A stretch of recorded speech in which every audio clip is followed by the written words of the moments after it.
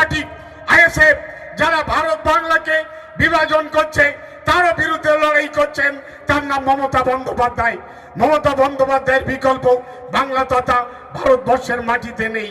তিনি ইতিহাস রচনা করেছেন, সেই ইতিহাস আজকে ভারতবর্ষ ছাড়িয়ে সারা পৃথিবীর বিভিন্ন দেশে পৌঁছে গেছে। মমতা বন্দ্যোপাধ্যায়ের বিকল্প ভারতবর্ষের মাটিতে নেই।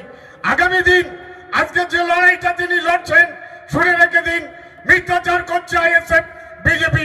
সামনে 26 মে মাসে যে ভোট হচ্ছে, সেই ভোটে মমতা বন্দ্যোপাধ্যায় 250-র মতো সিট পেয়ে বাংলায় চতুর্থবারের মতো ক্ষমতায় আসবে, এতে কোনো সন্দেহ নেই।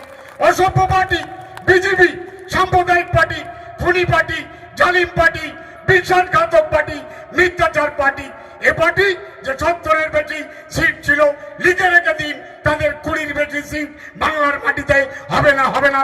এবার এই বিশ্বাসঘাতক শুভেন্দুর জামানতটাও বরবাদ হয়ে। প্রথমেই বলি, সারা ভারতবর্ষের যত মুখ্যমন্ত্রী আছেন, নেতা নেত্রী আছেন, 100 বছরেরও বেশি মমতা বন্দ্যোপাধ্যায়ের মতো নেত্রী বাংলা তথা ভারতবর্ষের মাটিতে জন্মায়নি, আগামীকালও আগামী দিনও জন্মাবে না।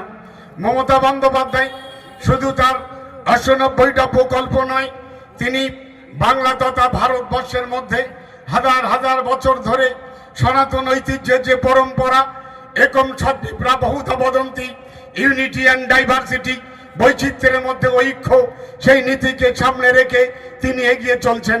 তিনি একদিকে ভারতবর্ষের সাম্প্রদায়িক শক্তি, অসভ্য বর্বর পার্টি বিজেপির বিরুদ্ধে পার্লামেন্ট এবং বাংলা তথা ভারতবর্ষের মাটিতে লড়াই করছেন, তার বিকল্প বাংলা তথা ভারতবর্ষের মাটিতে নেই। আরেকটা মৌলবাদী শক্তি অসভ্য।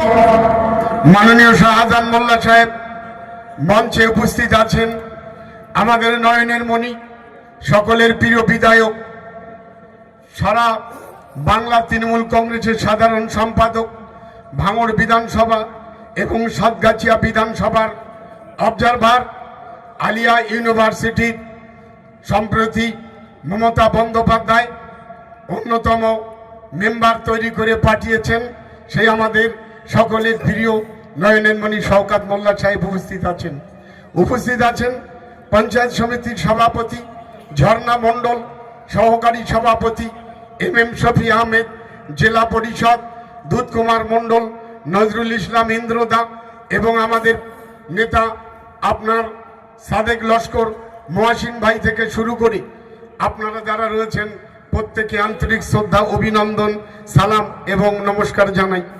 সংক্ষেপ আমি আপনাদের কাছে